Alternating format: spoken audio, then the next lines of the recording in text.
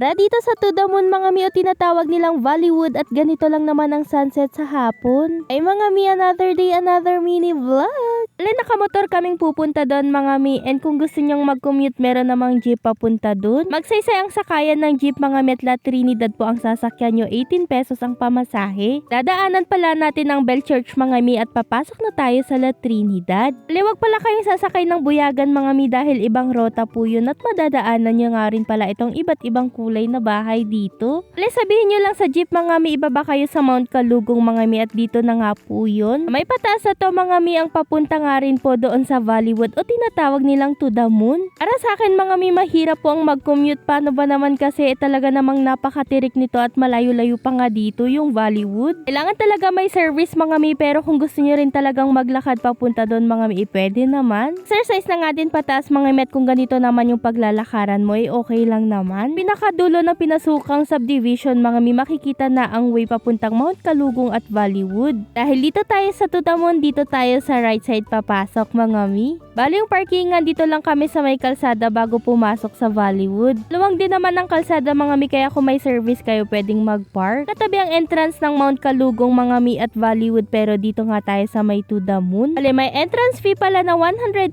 pesos mga mi, 110 sa senior or PWD, 60 pesos naman sa bata at sa 5 years old pababa is libre naman. So tara na mga mi at maglakad na tayo papuntang To The Moon. Magiging nature lover tayo ngayong taon mga mi dahil ramdam mo yung peaceful kapag nga ganitong bulubundukin tapos mga ibon lang ang maririnig. Una nga panay pababa lang mga mi ang lalakaran mo, pero bandang gitna ipataas na nga. Okay naman yung daan mga mi, tapos panay puno nga lang din ang madadaanan mo dito. Na para bang nag-hiking ka na rin mga mi. Pagkataas mo nga po mga mi, hindi ko na na-video muna yung To The Moon at na-relax talaga ako pagkakita ko nga ng lawak ng strawberry farm dito. Tapos ang dami ding bahay mga mi at dito sa Bollywood talaga parang mga rock formation yung nandito. Akyat po pala muna tayo sa may view deck nila mga mi at madadaanan mo itong mga lulusutan mong mga bato. Grabe no, yung mga malalaking bato na gawa nila ng paraan para madaanan ng mga tao. Kaakyat ko ng view deck, nalula agad ako mga mi. Pero pagkataas ko na particular din talaga ako sa experience na to. Kasi tignan nyo, napakadami ng bahay, sigurado marami ding tao. Tapos isa ako sa nakakaranas ng mga ganitong pagkakataon. Yung tipong matunghayan kung gaano kaganda ang likha ng Panginoon. Tapos first time ko rin makakita ng sheep mga mi, meron din dito, ang kaso nag-iisa lang siya. Sobrang ganda dito mga mi, lalo na kapag ka nga magagabi na. Hindi nga lang kasi talaga namin naantay, pero yung sunset mga mi naabutan namin. Unlock ko na si To The Moon mga mi at salamat sa masayang experience. Sarap talaga mag-invest ng memories lalo na pag-asawa mo ang kasama mo. Ang saya-saya mabuhay, kaya naman saan kaya ang next destination natin? Aba naman. O siya, hanggang dito na lang mga mi. Salamat sa panonood. Bye-bye!